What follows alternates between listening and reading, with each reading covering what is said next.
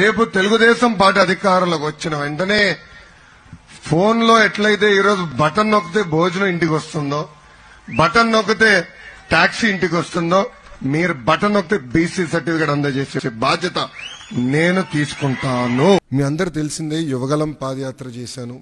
3132 కిలోమీటర్లు నేను నడిచాను. ఈ ఆలోచన నాకు యువగలం పాదయాత్ర నుంచి మొదలైంది. మీరు ఒక్కసారి కానీ మా స్పీచ్లు కూడా మీరు చూస్తుంటే, నా స్పీచ్ చూస్తుంటే నేను పదే పదే చెప్పేవాడిని.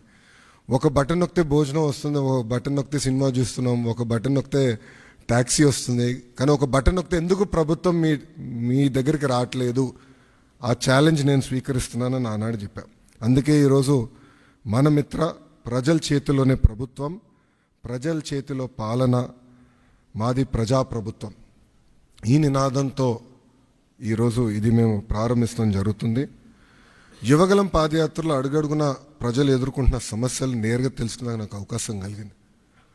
పొద్దున నేను బస్ దిగి పాదయాత్ర ప్రారంభించిన దగ్గర నుంచి మళ్ళీ తిరిగి బస్ ఎక్కే వరకు ప్రజలతో ఉన్న, కార్యకర్తలతో ఉన్న, నాయకులతో ఉన్న, ఊరు నుంచి ఊరు నేను నడిచేటప్పుడు కూడా అక్కడ ప్రజలతో మాట్లాడేవాడిని, లేదంటే కార్యకర్తలతో మాట్లాడేవాడిని, నాయకులతో మాట్లాడేవాడిని, వాళ్ళ సమస్యలు నేను తెలుసుకునేవాడిని.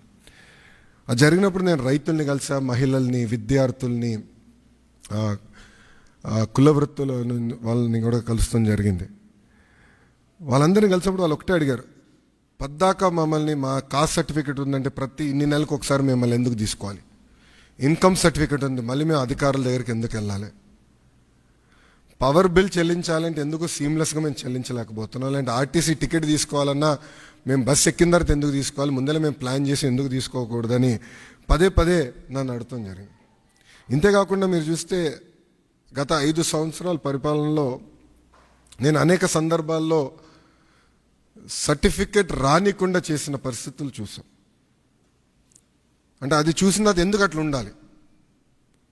మీరు చూస్తే దుగ్గిరాల మండలంలో ఎంపీటీసీ గారు పోటీ చేస్తుంటే సర్టిఫికెట్ ఆనాడు ఇవ్వలేదు, కావాలని బీసీ సర్టిఫికెట్ ఇవ్వలేదు.